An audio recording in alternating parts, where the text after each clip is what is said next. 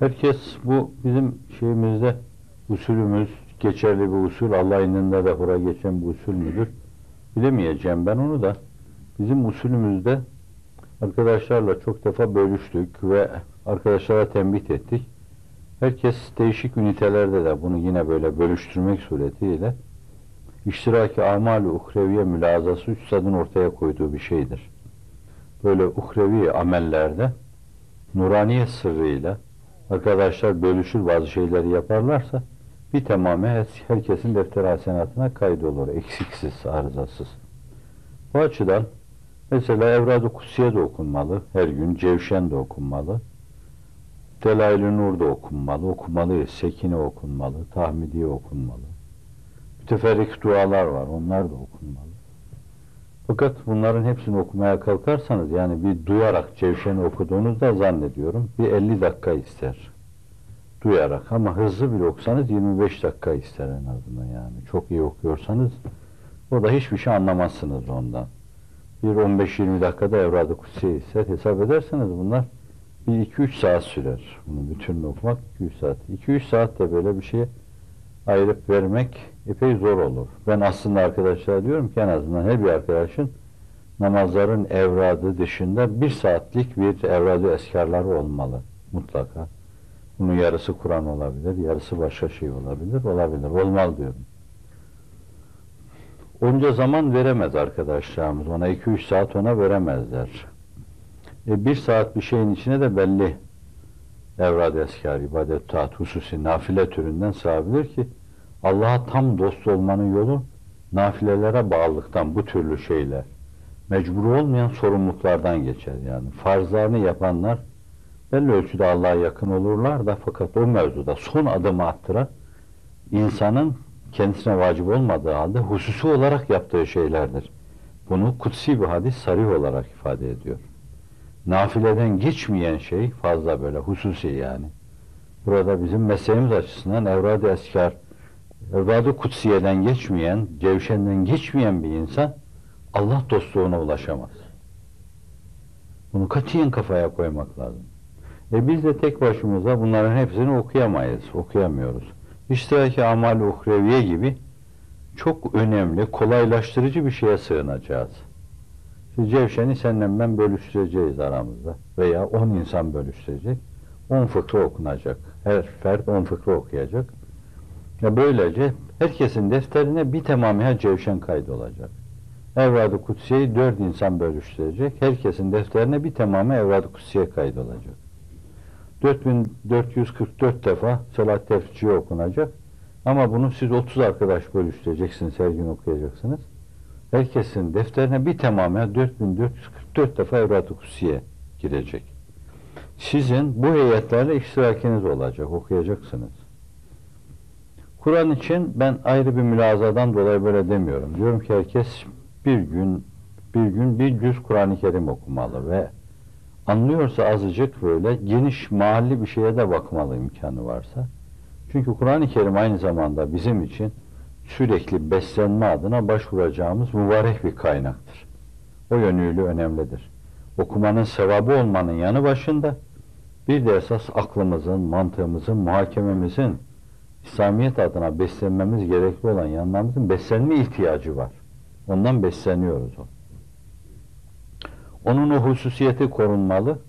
Onun dışındaki icabında Ramazan-ı Şerif'te çok Kur'an okuyalım diye hususi zamanlarda bölüştürebilirsiniz. Yani 300 adam Kur'an-ı Kerim'i birer cüz bölüştürünce birdenbire şu kadar hatim yapılmış olur. O kadar hatim bir tamamı o heyete iştirak eden her ferdin defteri hasenatına kaydolur. Bu da az bir zamanda, kısa bir ömür içinde cennet gibi ebediyete namzet, cemalullah gibi cennet üstü bir şeye talip olan insanların yapmaları gerekli olan ibadet-ü taati yapma demektir yani. Yapılan şeylerle o büyük şeylere talip olamaz, onları peyleyemez. Bu açıdan.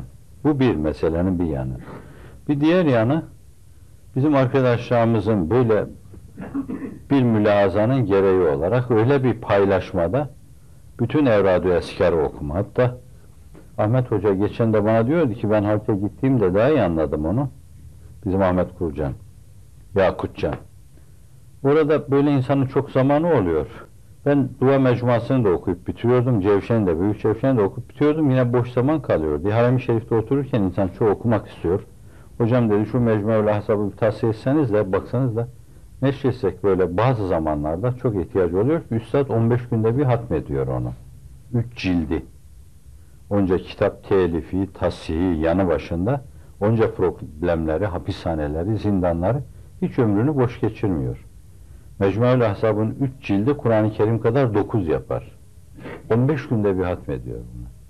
Bu da şu demektir, her gün aşağı yukarı 20 cüz Kur'an okuyor demek. Size kolay gelir bu.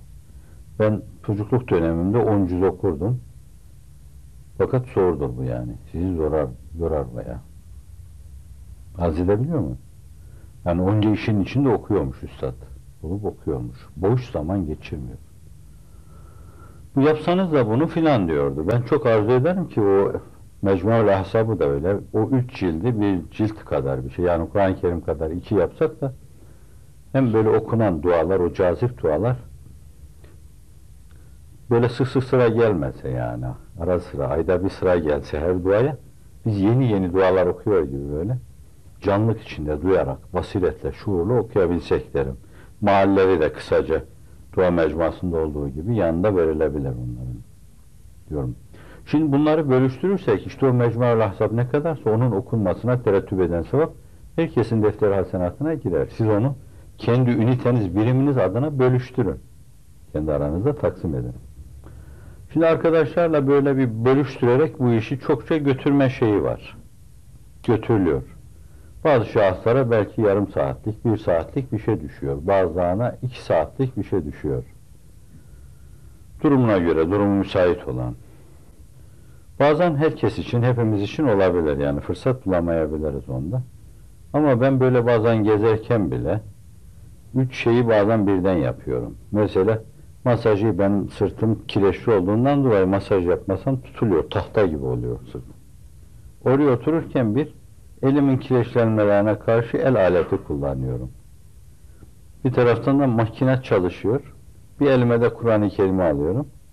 Onları yaprağını kapatırken yere koyup açıyorum, böyle yapıyorum. Şimdi 3 işi birden yapıyorum ben. Bazen geziyorum veya banda biniyorum, yürüyorum. Banda binip yürüyünce elime tesbihimi alıyorum, işte okuyacağım dualar okuyorum orada. Ne kadar banta durursam yani. Bu defa 2 iş birden oluyor. Arabaya bindik, gidiyoruz bir yere, bir şey yapabiliriz orada. Bu gözümüzü de korur, kulağımızı da korur, ağzımızı da korur. Ve bizi gevezelikten de korur yani. Füzuli hiçbir şey yapmayız. Ben zannediyorum zamanımızı böyle damla damla iktisadi yani ekonomik olma mülazasıyla kullanırsak zamanımız her şeye yeter de Türk insanı başta, nur talebeler de bundan nasibini alıyor. Böyle bir kahvenin başında, çayın başında, sofranın başında bazen çok vaktimiz kayboluyor bizim. Şimdi burada benim bu yaptığım şey de sizin zamanınızı israftır. Ama siz bunu istediğiniz için ben sizin bu isteğinize, hissiyatınıza saygın ifadesi olarak burada konuşuyorum. Yoksa yanımda kitap getirdim, ben burada okuyup bitirebilir miyim diye getirdim. Yani 2 gün bayramda görüşmelerin dışında zamanın boşuna gitmesin. Evradımı okumada biraz zorlanıyorum. Mesela dün okuduğum bazı virtler bugüne kaldı. Bitiremedim. Dün gezdim, bitiremedim. Bugüne kaldı. Burada çıkıp oturuyoruz burada. Ama bir şey arz edeceğim ben. Buradaki insanlar hiç üzerlerine almasınlar. Mesela ben hemen diyelim kalktım buradan gittim. Burada bir gevezelik sona erince bir gürültü oluyor ki burada ben benzetiyorum da kafamda bir tek şeye benzetiyorum onu. Şimdi oysa ki hemen bu insanlar kanepelerde yerlerine çekilip okuyacağı evratlarını cebinden cevşeni çıkarabilir. Öbürü de Kur'an'ı çıkarabilir. Öbürü de kendi kendine bir çok önemli, çok hayati soracağı bir şey varsa onu bir arkadaş bilen birisine sor, onu dinler. Fakat diğerleri orada ashab-ı suffe gibi hep o zamanın böyle bağışlayan bir zırnığını bile zayi etmeden 10 kat acaba bunu nasıl böyle 10 veren, 100 veren, 700 veren bir şey haline, tohum haline getiririz. Mülazası arkasında olmalı bence.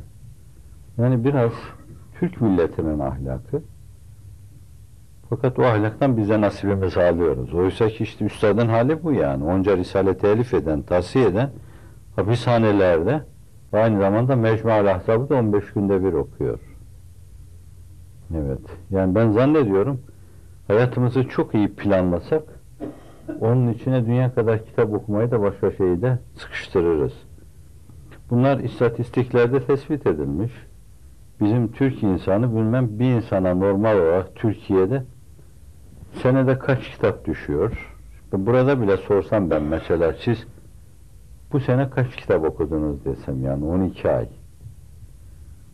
Evet.